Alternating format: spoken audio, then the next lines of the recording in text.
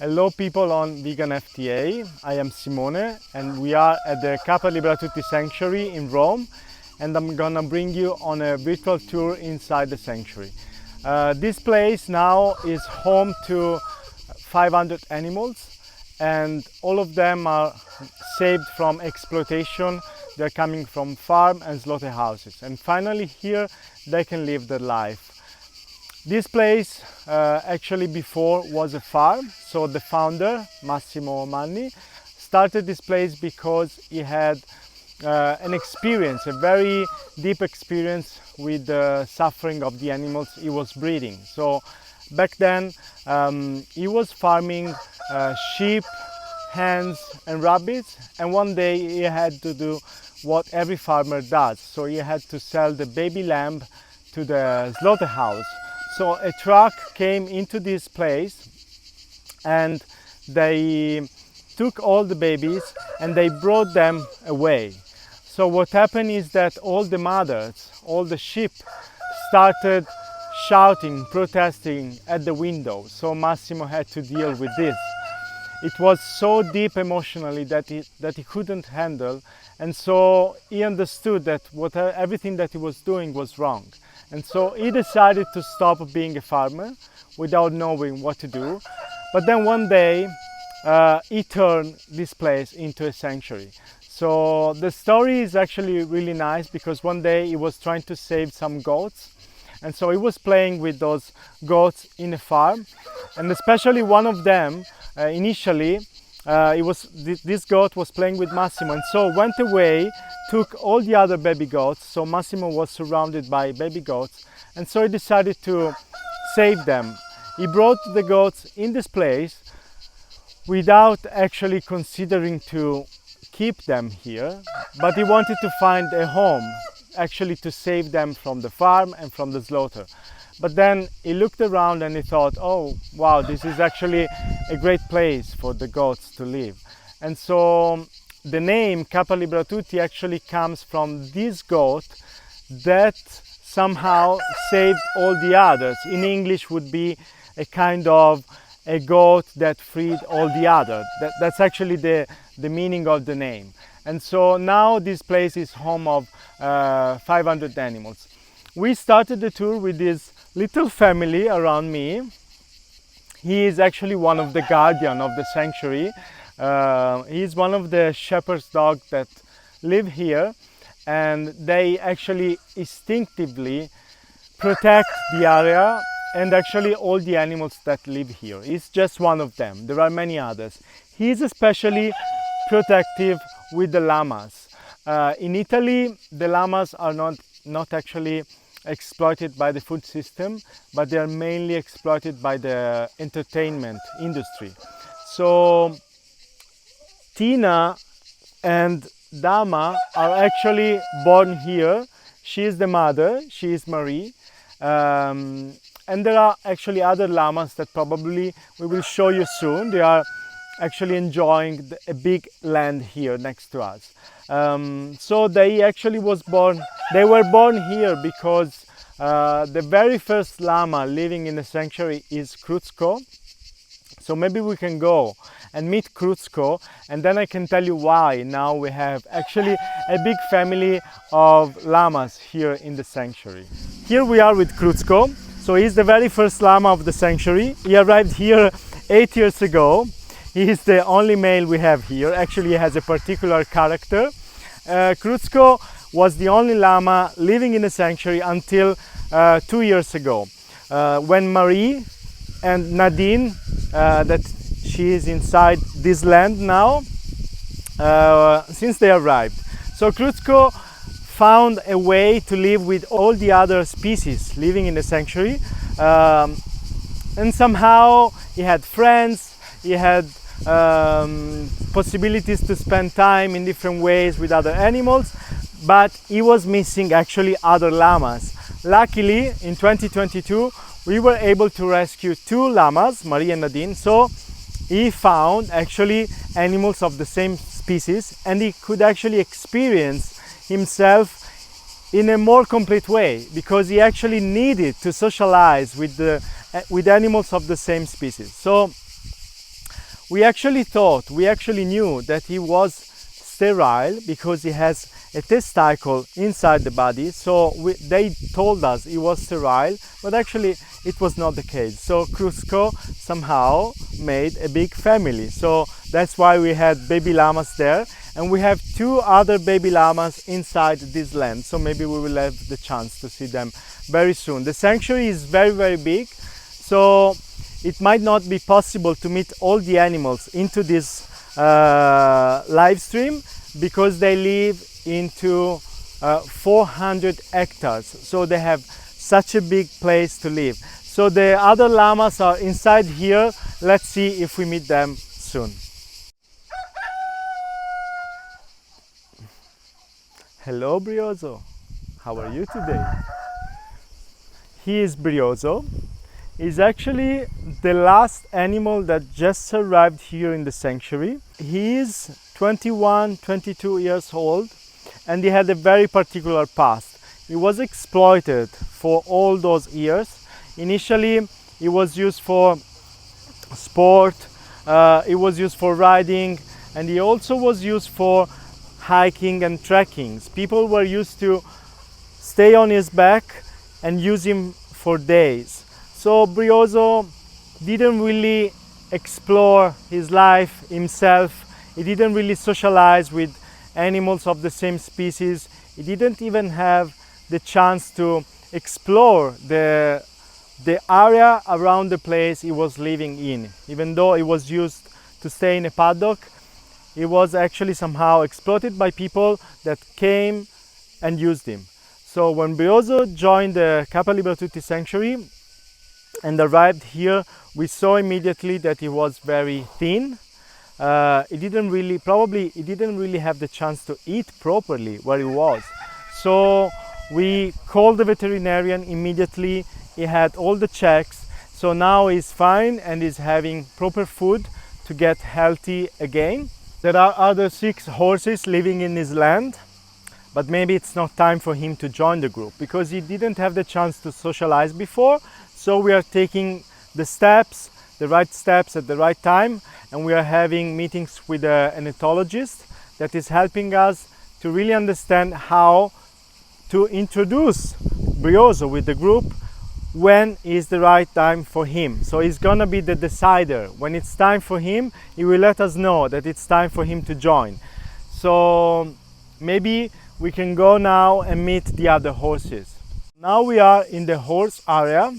I'm with Orfeo, Isabelle, Olympia, we have Santiago, Frida, and also Carmen there. They all have different stories, and they actually come from different forms of exploitation. For example, let's start from Frida and Carmen. Those 2 here, they come from the south of Italy, and they come from a farm. In Italy, horses are still eaten, so meat horse is a thing here. So they are raised for food. They were actually raised for food, and they come from the same mother. They are sisters actually. They have 1 year difference age. The mother, unfortunately and sadly, is still inside the farm. She's used for reproduction. We hope one day maybe we can rescue the mother too, but at the moment she's inside the farm, exploited.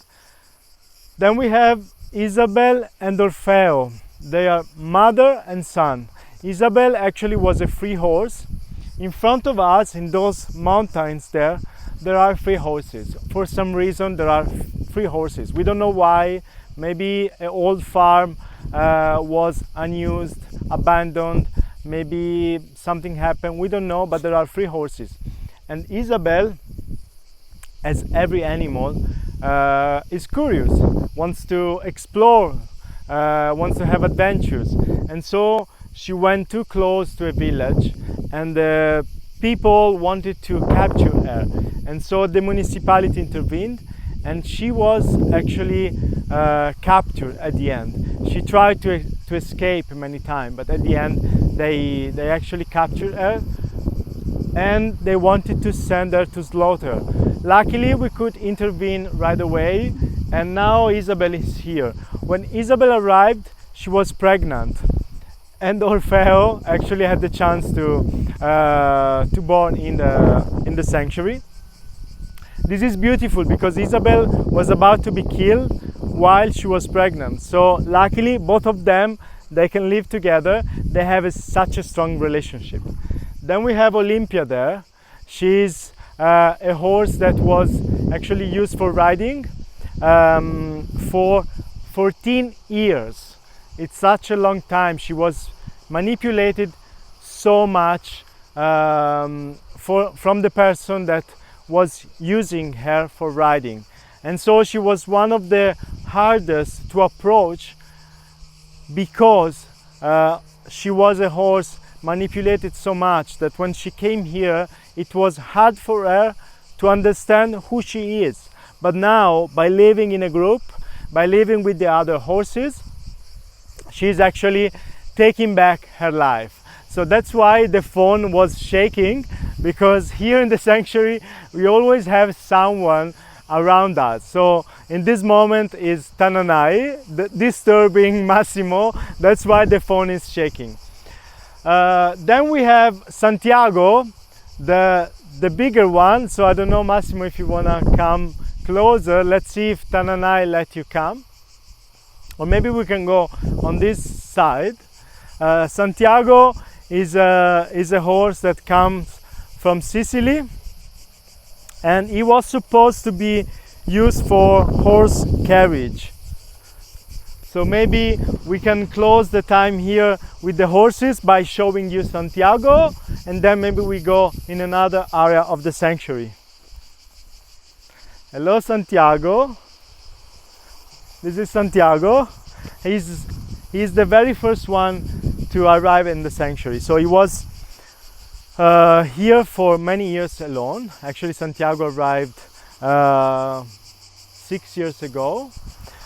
He was alone until 2021 when Carmen, her, arrived. She was the second one. And the beautiful thing I want to say before closing the time with the horses is that Santiago really showed us the happiness and the joy and the excitement of having another horse to socialize with.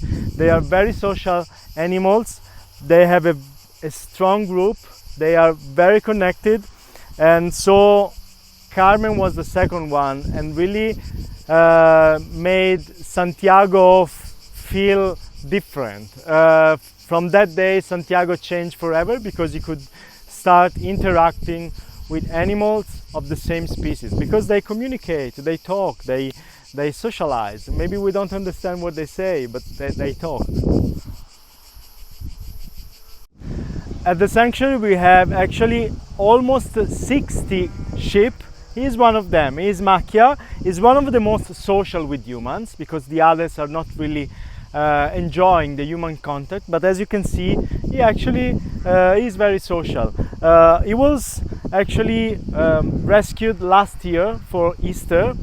He was actually supposed to be the Easter food celebration. So Macchia is here. At the same time, another sheep arrived. The name is Eddie, and luckily they didn't become food for Easter celebration. He's grown enough. Now he's shaved. Actually, it's very hot here now. We are in the middle of the summer. We actually have heat waves at the moment, and so it's important to shave the sheep. As you probably know, the wool industry selected them genetically. They modified them in order to have much more wool, so they could exploit them to sell the wool. It's important inside the sanctuary to shave them when it's very hot, because they are not isolating properly the temperature, so it can be very dangerous. So that's why we shave them. Of course, the sheep we have inside sanctuary come from industries of wool and industry of milk. So, and also for they are also used for meat. and so they are genetically modified. So the quantity of wool they have, it's not the quantity that the nature decide for them to have, because the actually very ancient and natural sheep would actually have the perfect amount of wool to go through extreme weather conditions, so hot temperature and also very cold temperature.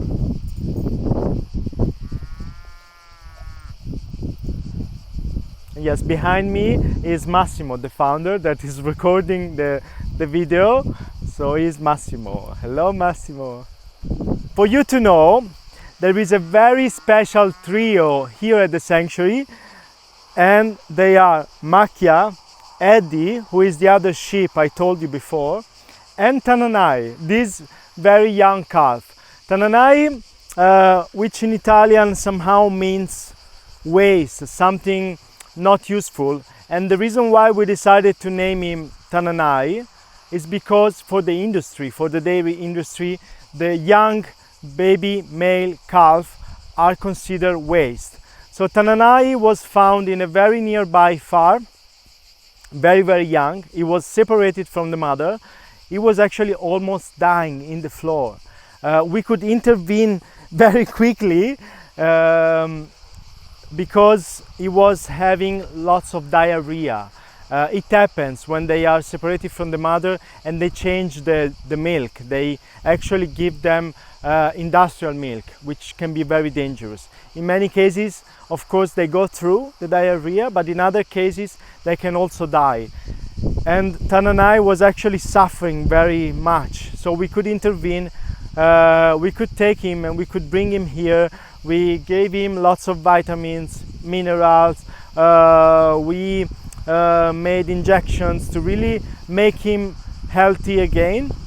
It was very intense. We spent weeks of doubts and we tried hard to make him healthy. Of course, his will of living was much stronger than actually our will of making him survive, because he made it through. And so Tanay is now strong, he's growing, and the reason why he stays with them is because they grow together.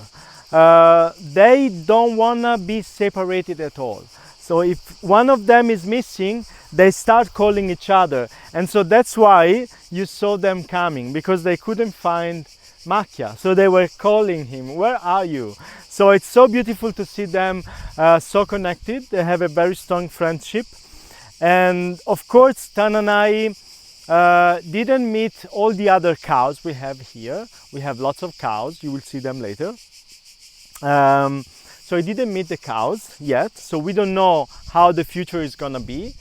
Maybe Tanay one day wants to grow with the cows, want to join the cows, or maybe Tanay will always decide to stay with the sheep.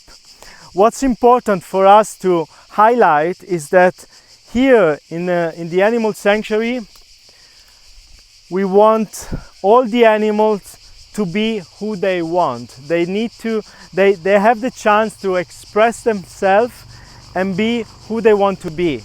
So if Tanay prefers to live with the sheep, Tanay can live with the sheep. If Tanay one day wants to live with the cows, Tanay will live with the cows. So this is something very important. So a sanctuary like this one exists for the animals to have a home. We know in this specific time there are billions of animals closed inside farms, inside slaughterhouse waiting to be killed. And it's so sad to say that not all of them can be saved.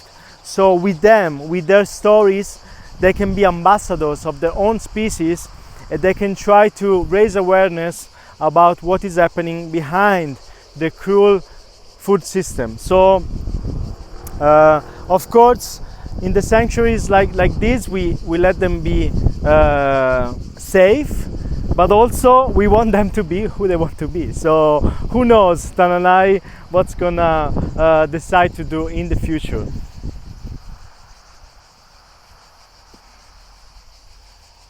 So by walking around the sanctuary, now we met a part of the group of sheep. It's very hot here. It's very challenging for them, so they were in the shadow. So now the sun is almost coming down soon, and they will start actually enjoying the day and the energy again. So they're here refreshing, having some water. This is just a part of the group. There are many others around. And finally, we met Thomas. He just came down from the mountain where he lives mainly. If you remember, at the beginning of the live stream, I told you that Massimo started this project, this mission, thanks to a little goat that was playing with him, and then this little goat went around, called other little goats. They were all playing around him. He was so touched that he actually saved them, and he brought them here with the idea of finding a better place for them to live rather than staying in a farm and then being slaughtered. But then Massimo decided to keep them here and name this place Capra Libera Tutti, which means a goat that freed all the others. So Thomas is actually the co-founder of the sanctuary, because with Massimo they started all of this. So they are now they are very relaxed. There are many other goats here. There is a big group of goats here in the sanctuary. There are almost, I think, 60 more or less, and it's very hot for them. The beautiful thing is that they live up in the mountain. So here there are many other goats. They just came down. They have the possibility to live up there. Actually, they go up here, up in the mountain, and the mountain keeps going, and there is a forest, there are fields, there is water, so they have a very natural life. So Thomas, here he's again. Thomas, hello. And it's beautiful. We cannot bring you in this live stream up in the mountain, but this is actually the most beautiful thing of this sanctuary, because the goats, many cows, they have the chance to live completely free. They have 400 hectares to enjoy, and so over the years they actually could discover themselves again into the wild. So this is just beautiful because they have pure freedom. In the past, until a couple of years ago, also the pigs could go up in the mountain, but now because of the swine flu, we need to keep them into a fence with biosecurity. So that's why today we are not bringing you inside the pig area. We hope that the swine flu will end soon, so also all the pigs can be free and go up in the mountain again. But we actually created a very nice area for them to live.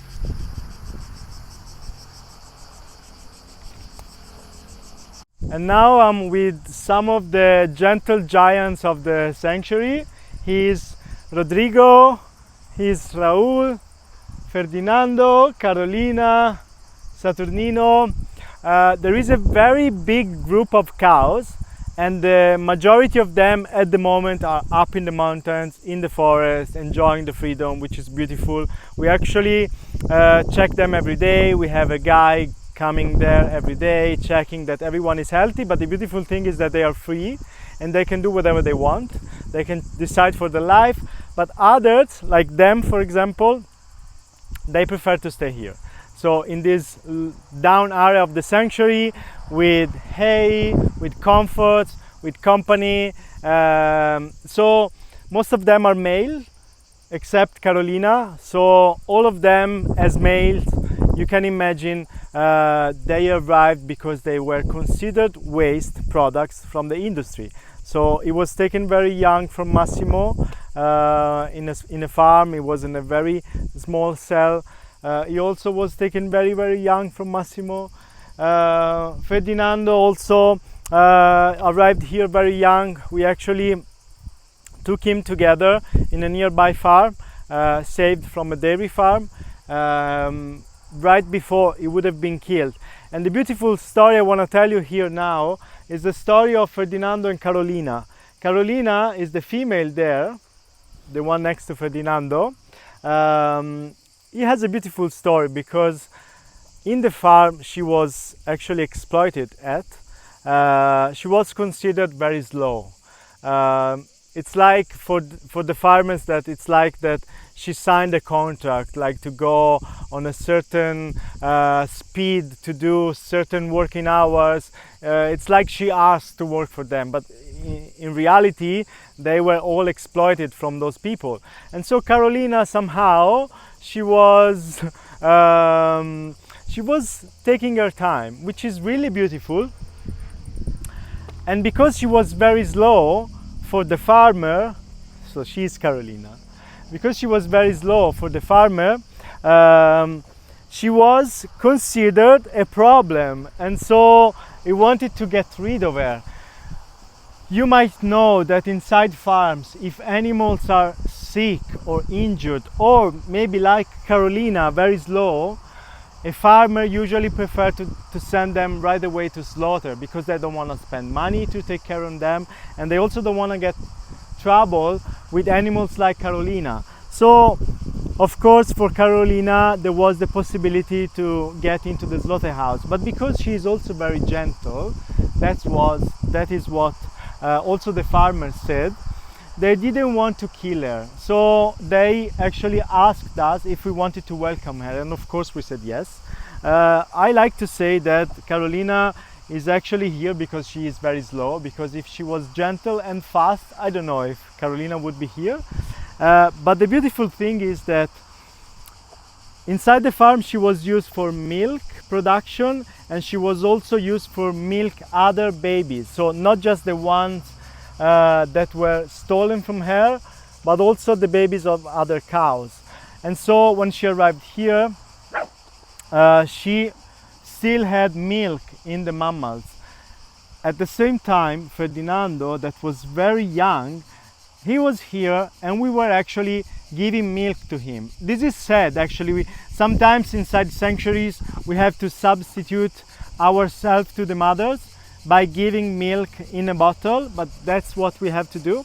And the beautiful thing is that Carolina adopted Ferdinando. So at some point Carolina had a baby and Ferdinando had a mother. So this is so beautiful, and we see them actually still staying together like a mother and a son, but also Ferdinando, who is very big, you can see, still try to take some milk from Carolina. So this to say that animals have very deep feelings, especially if they are mother and son or mother and daughter, and this goes on for all life long. And inside sanctuary we have families, we have kind of families like this one, because there is an adoption here.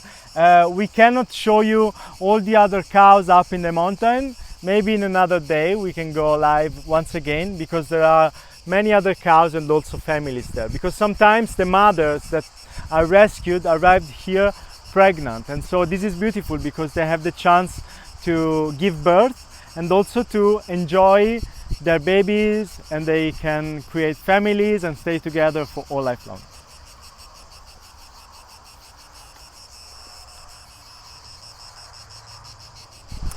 And now we meet Omar. Is one of the oldest of the sanctuary, one of the first arriving here at the sanctuary. Is also a male, so he arrived very young. He actually was, like many others, a waste product for the industry, and so now he's growing, he's very big. You can see if I stay next to him how big he is, and he's having a great life. They are enjoying the sun, it's very hot at the moment. And now we have actually one of the most famous recently, actually, Ferruccio, still very young. He has a very particular story because he was born in a nearby farm, and when he was born he actually had a twin, so he was the second one to come out, and the farmer was kind of pulling him because he was not coming out easily from the mother, and by pulling him he broke a leg. So it's like my leg is broken here, like in this way, and then because he was very young it calcified very quickly, but in the wrong way. So Ferruccio had a big problem, and for the industry, of course, was a waste, was a problem, and they wanted to kill him. And let me tell you how, with the hammer in the head. So this is shocking, and because the son of the farmer met him and got in touch with him, he actually was asking the father, please do not kill him, please let's save him. And for some reason they know the sanctuary, the Capra Libera Tutti Sanctuary, and so they contacted us and we said yes. So Fucho arrived, but when he arrived we saw that the problem was very serious, because this leg was now already calcified in the wrong way. And we faced once again a big problem, because we, as animal sanctuaries that we take care of animals, we experience veterinarians that are not actually very experienced. Let me explain why. They study in universities that somehow play the role of the dominant system, and so veterinarians usually work with farms, and inside farms there is no interest in taking care of the animals, making surgeries, or spend money for whatever is needed for them to live healthy lives. So when we call veterinarians in the sanctuary, sometimes they do not really know what to do, and they see them as objects, as products, because they are used to work with farmers. So we couldn't really find someone to take care of Fucho very easily, but at the end a veterinarian on the other side of Italy, on the other coast, decided to try. So we took him in a car. It was very small. We ran to Pescara, we brought him into the clinic, they made X-ray, all the checks, and we left Fucho there. They made the surgery. It was a very challenging surgery, but then after 2 hours they called us and they told us Fucho is awake, the surgery is made. So then a difficult part started, because he had a very big surgery here, lots of wounds and things to check every day, lots of medication, the risk of infection. So he had to be with the vet every day. So the vet was going there every day. Fucho stayed 3 months there. After 2 months, when he thought that he was ready to come back here, Fucho arrived. He stayed in a dedicated area for a while, and then slowly he was introduced to the other cows. So now he ran, he jumped, and for all the veterinarians and universities that told us the only solution was the euthanasia, we can say you can actually make it. You can actually go over the boundaries. You can actually go over the university you are studying at, because there are solutions, and we want to prove you that actually all those animals can have a chance, and you can be the doctors for them. So this is a very new structure. It's not finished, but this fence here actually allowed us to welcome new animals once again. The old fence was kind of broken. We had to do it once again with a campaign we launched, and we could welcome 4 cows. So those are the very new ones. After Brio, the horse, we got the cows a few days later. So there are Alex, Tatanka, Romeo, and Clarabella. You can see a couple of them at the moment are very thin. They also experienced a very tough days where they were kept before coming here, but they already had all the checks, and they have extra food, special food, so they can get healthy once again. Of course, all of them, like many others, they are exploited for dairy products or for meat.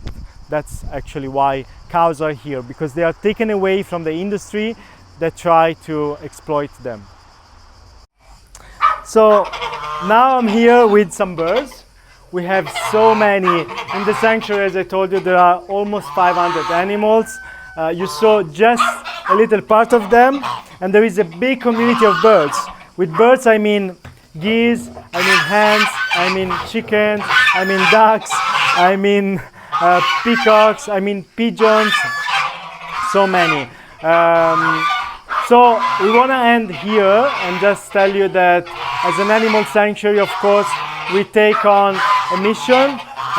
It's very noisy here, so we take hello.